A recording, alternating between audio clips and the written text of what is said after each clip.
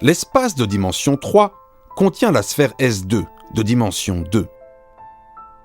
De la même manière, on peut examiner la sphère de l'espace de dimension 4. C'est l'ensemble des points qui sont à la même distance d'un centre. Mais pour décrire la position d'un point sur cette sphère, il nous faut maintenant 3 nombres. Elle est donc de dimension 3. Et nous l'appellerons S3, bien sûr. Vous ne pourrez pas voir cette sphère dans l'espace de dimension 4, puisque votre espace n'a que 3 dimensions, et que l'écran n'en a que 2. Je ne peux que faire appel à votre imagination. Pour mieux comprendre les polyèdres, en dimension 4, nous allons procéder comme l'ont fait les reptiles avec les polyèdres en dimension 3. Les faire gonfler sur la sphère, puis les projeter stéréographiquement sur un plan. Ici, nous allons donc faire gonfler les polyèdres jusqu'à mettre leur face sur la sphère S3 dans l'espace de dimension 4 et projeter stéréographiquement sur l'espace de dimension 3. Je vais grimper au pôle Nord et je projetterai pour vous ce que je vois sur votre espace de dimension 3. Je ne peux pas vous montrer où je suis, mais pensez aux reptiles qui ne voyaient pas non plus un de leurs collègues monté sur un promontoire. Nous sommes exactement dans la même situation.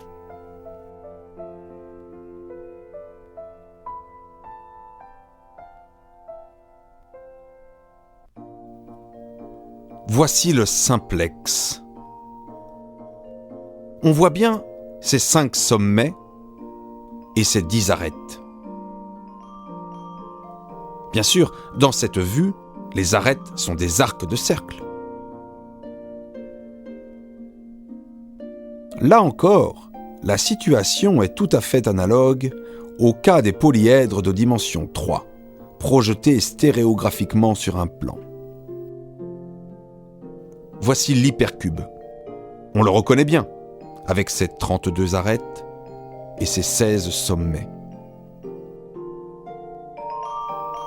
La compréhension est plus facile qu'avec la méthode de l'ombre ou celle des coupes par un espace de dimension 3.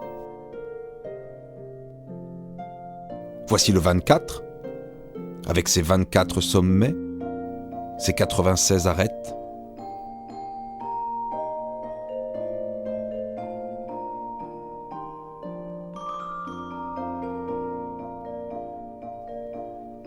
Le 120.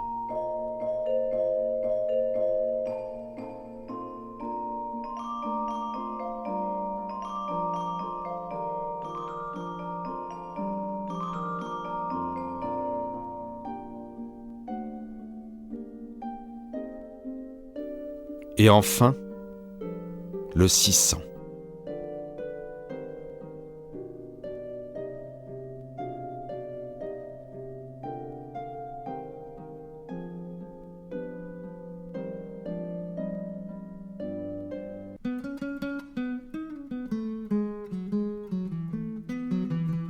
Ajoutons les faces bidimensionnelles pour y voir plus clair.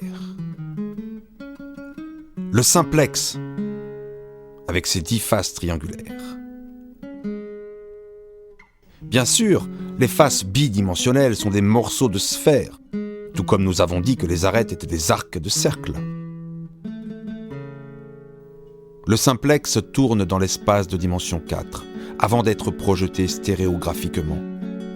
Rappelez-vous, quand nous faisions tourner la Terre comme une balle et observions le mouvement des continents. De temps à autre, une face passe par le pôle de projection et la projection devient alors infinie. Elle semble exploser sur l'écran. Un petit coup d'œil à l'hypercube.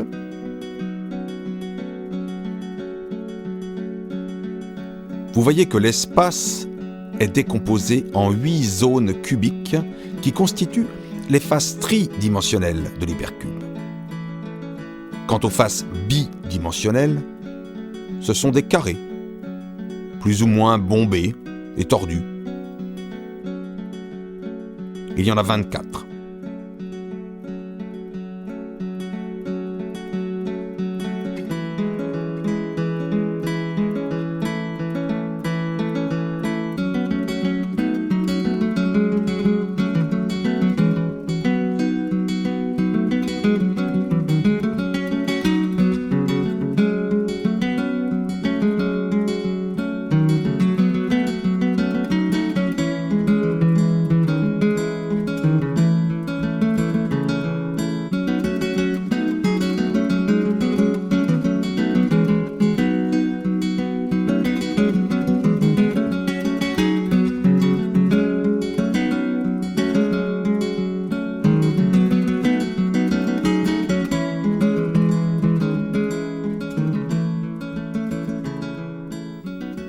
Mon préféré, le 24.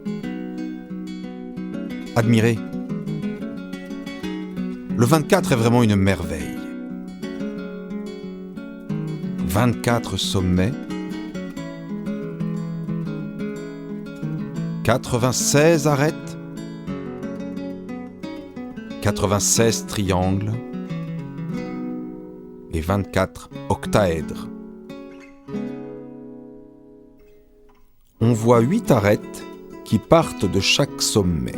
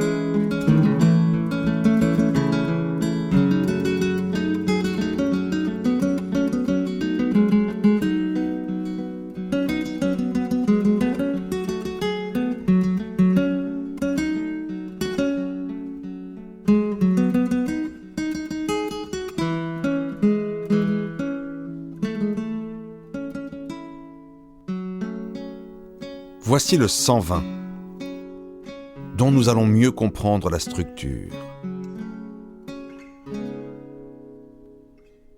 De chaque sommet partent 4 arêtes.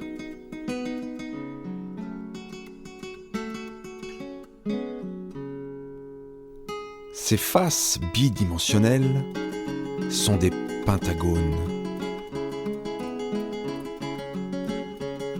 Il y en a 720. Ces 720 pentagones s'articulent en 120 dodécaèdres.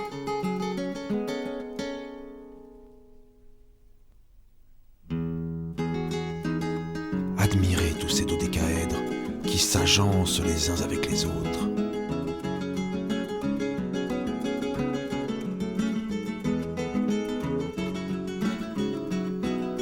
N'est-ce pas impressionnant ?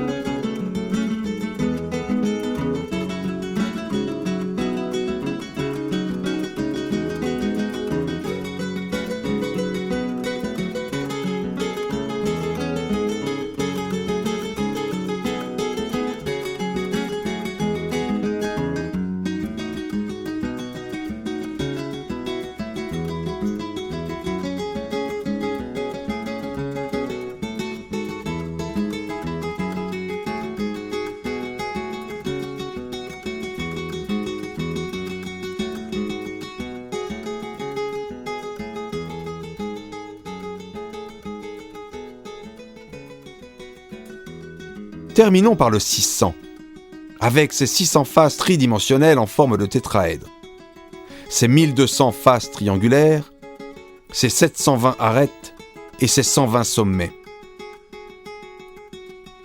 Croyez-moi, il y a 14 400 symétries de l'espace de dimension 4 qui préservent cet objet.